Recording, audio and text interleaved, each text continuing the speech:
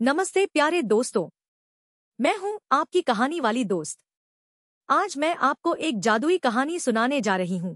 एक ऐसे जुगनू पक्षी की कहानी जिसे रोहन और मीरा नाम के दो बच्चों ने मुसीबत से बचाया था। यह कहानी दोस्ती, हिम्मत और मदद की है। तो क्या आप तैयार हैं?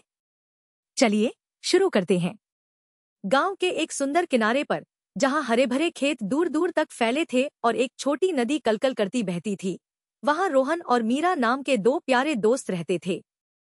रोहन थोड़ा शरारती था, लेकिन उसका दिल सोने का था। वह हमेशा नई नई चीजें खोजने को तैयार रहता था। मीरा थोड़ी शांत और समझदार थी, पर उसकी हिम्मत किसी से कम नहीं थी। दोनों को शाम होते ही गांव के पास वाले जंगल में खेलना बहुत पसंद था, जहां पेड़ पौधे और छोटे जानवर उनके दोस्त थे।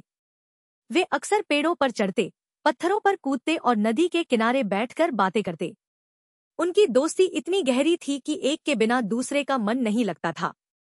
एक दिन सूरज ढल रहा था और आसमान में नारंगी और गुलाबी रंग बिखर रहे थे। रोहन और मीरा हमेशा की तरह जंगल में खेल रहे थे। तभी उन्हें पास की झाड़ी से एक हल्की सी चमक और धीमी सी आवाज सुनाई दी। Cure cure. आवाज बहुत डरी हुई लग रही थी। रोहन फुर्ती से झाड़ी के पास गया और मीरा उसके पीछे पीछे थी। झाड़ी के पत्तों को हटाते ही उन्होंने देखा कि वहां एक छोटा सा चमकता हुआ पक्षी बैठा था। वह इतना छोटा था कि उनकी हथेली में समा जाए। उसके पंख सुनहरे थे और उसकी चोंच मोतियों जैसी चमक रही थी। उसकी आंखें बड़ी बड़ी और दुख भरी थी। उसकी चमक धीमी पड़ रही थी और वह कांप रहा था। मीरा ने उसे प्यार से उठाया। मीरा ने प्यार से उस छोटे पक्षी को अपनी हथेली पर रखा। उसकी चमक कम होती जा रही थी। रोहन ने पूछा, अरे वाह, तुम कौन हो और तुम इतने उदास क्यों हो? पक्षी ने अपनी बड़ी बड़ी आंखों से उन्हें देखा और धीमी आवाज में बोला, मैं जुगनू पक्षी हूँ। मैं रोशनी के पेड़ से रास्ता भटक गया हूँ। मेरा रोशनी का पेड़ जंगल के सबसे ऊंचे पहाड़ पर है। हम जुगनू पक्षी अपने रोशनी के पेड़ से ही अपनी चमक पाते हैं। अगर मैं सूरज उगने से पहले उस पेड़ तक नहीं पहुंचा, तो मेरी चमक हमेशा के लिए बुझ जाएगी और मैं एक साधारण पक्षी बन जाऊंगा।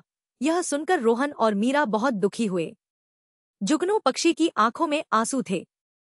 रोहन ने तुरंत कहा, चिंता मत करो जुगनू पक्षी, हम तुम्हारी मदद करेंगे।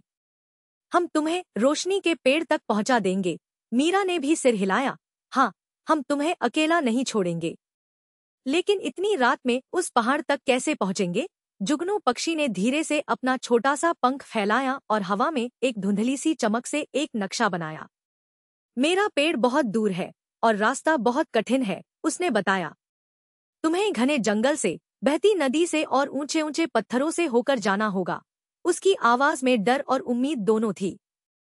रोहन और मीरा ने एक दूसरे की तरफ देखा। यह एक बड़ा काम था, लेकिन वे जुगनू पक्षी की मदद करने के लिए दृढ़ थे। उन्होंने फैसला किया कि वे रात भर चलकर जुगनू को उसके घर पहुंचाएंगे। उन्होंने जुगनू पक्षी को मीरा की जेब में आराम से बिठाया और अपनी यात्रा शुरू की। सबसे पहले उन्हें फुसफुसाते जंगल से होकर गुजरना था। इस जंगल में पेड़ इतने घने थे कि चांद की रोशनी भी मुश्किल से नीचे पहुंच पाती थी। जैसे ही वे अंदर घुसे, पेड़ों की पत्तियां हवा में ऐसे फुसफुसाने लगीं जैसे वे आपस में बातें कर रही हों। रोहन को थोड़ा डर लग रहा था, पर उसने अपनी हिम्मत बनाए रखी। मीरा ने टॉर्च निकाली, जिसकी रोशनी में उन्होंने आगे का रास्ता देखा। जुगनू पक्षी धीमी धीमी आवाज में दिशा बताता रहा, आगे, आगे। अचानक रोहन ने एक चमकती हुई चीज देखी। अरे, यह क्या है? उसने पूछा। यह एक खास तरह की काई थी, जो अंधेरे में हल्की हल्की चमक रही थी। जुगनू पक्षी बोला, यह रोशनी वाली काई है। यह पेड़ की जड़ों के पास उगती है। इसका मतलब हम सही रास्ते पर हैं। यह देखकर उनके चेहरे पर मुस्कान आ गई। वे फुसफुसाते जंगल में आगे बढ़ते रहे। थोड़ी देर बाद वे एक बड़े पत्थर के पास पहुंचे, जो उनके रास्ते में था। पत्थर इतना बड़ा था कि वे उसे पार नहीं कर पा रहे थे। जुगनू पक्षी ने कहा, हमें इस पत्थर के ऊपर से जाना होगा, लेकिन मेरे पास इतनी ताकत नहीं है कि मैं तुम्हें रास्ता दिखा सकूं। तभी उन्होंने पास के पेड़ से एक छोटी सी गिलहरी को उतरते देखा। वह अपनी पूंछ हिलाती हुई उनकी ओर आ रही थी। गिलहरी ने पूछा, तुम सब इतनी रात में यहाँ क्या कर रहे हो? रोहन ने गिलहरी को जुगनू पक्षी की कहानी बताई। गिलहरी ने सब कुछ ध्यान से सुना।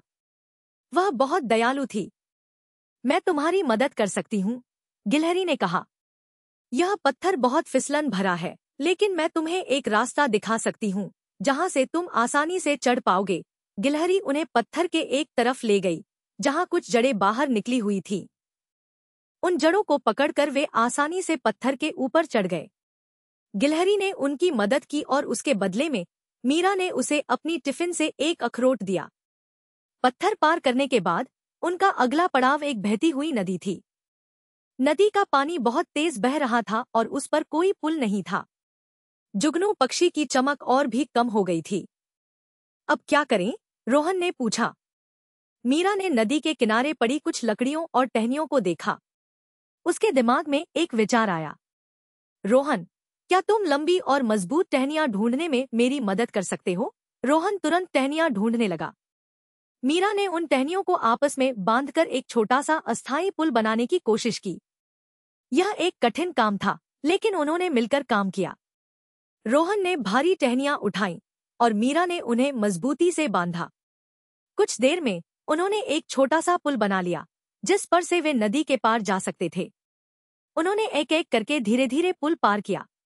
नदी के पानी की आवाज डरावनी थी, लेकिन वे डरे नहीं। नदी पार करने के बाद वे एक खुले मैदान में पहुंचे।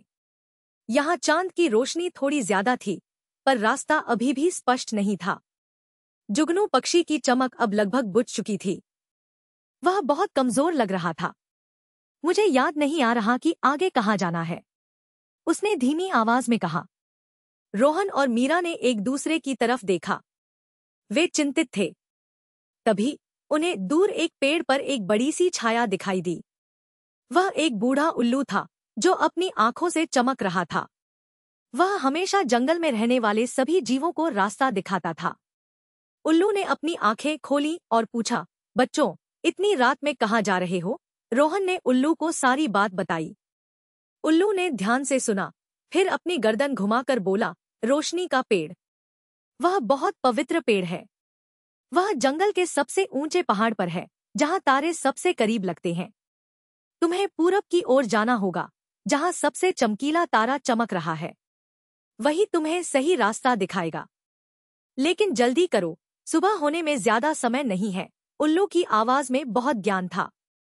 उल्लू का धन्यवाद करके रोहन और मीरा ने पूरब की ओर चलना शुरू किया। सबसे चमकीला तारा उन्हें रास्ता दिखा रहा था। थोड़ी देर बाद वे एक ऊंचे पहाड़ की तलहटी में पहुंचे।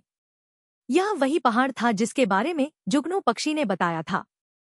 पहाड़ बहुत ऊंचा और सीधा था, पत्थरों से भरा हुआ था और कहीं कहीं तो चढ़ना भी मुश्किल लग रहा था। हमें इस पर चढ़ना होगा? रोहन ने पूछा। मीरा ने ऊपर देखा। उसकी सांस थोड़ी भारी हो गई थी, लेकिन उसने हिम्मत नहीं हारी। जुगनू पक्षी अब मुश्किल से चमक रहा था। समय कम है, उसने फुसफुसाया। रोहन और मीरा ने एक दूसरे का हाथ पकड़ा और चढ़ना शुरू कर दिया। उन्होंने सावधानी से पैर रखे, पत्थरों को पकड़ा और धीरे धीरे ऊपर चढ़ने लगे। कभी रोहन आगे रहता तो कभी मीरा। वे एक दूसरे की मदद करते रहे। कई बार वे फिसले, पर गिरे नहीं। उनकी सांसें तेज हो रही थी, लेकिन उन्होंने हार नहीं मानी। जैसे जैसे वे ऊपर चढ़ रहे थे, आसमान में हल्की सी रोशनी दिखाई देने लगी थी। सूरज उगने वाला था। वे जल्दी जल्दी कदम बढ़ाने लगे। जुगनू पक्षी अब बिल्कुल भी नहीं चमक रहा था। वह बस एक छोटा सा, बिना चमक वाला पक्षी लग रहा था। हम पहुंचने वाले हैं, मीरा ने हांफते हुए कहा। आखिरकार एक आखिरी बड़ी चट्टान पार करने के बाद वे पहाड़ की चोटी पर पहुंचे। वहां एक बहुत ही सुंदर और चमकीला पेड़ खड़ा था। उसकी पत्तियां सुनहरे रंग की थी और उसकी शाखाओं से हल्की हल्की रोशनी निकल रही थी। यह सचमुच रोशनी का पेड़ था। यह ऐसा लग रहा था जैसे तारों को जमीन पर उतार दिया गया हो। हवा में एक मीठी सी खुशबू थी और पेड़ से एक अद्भुत ऊर्जा निकल रही थी। जुगनू पक्षी ने पेड़ को देखा और उसकी आंखों में फिर से थोड़ी चमक आ गई। पर जुगनू पक्षी इतना कमजोर हो चुका था कि वह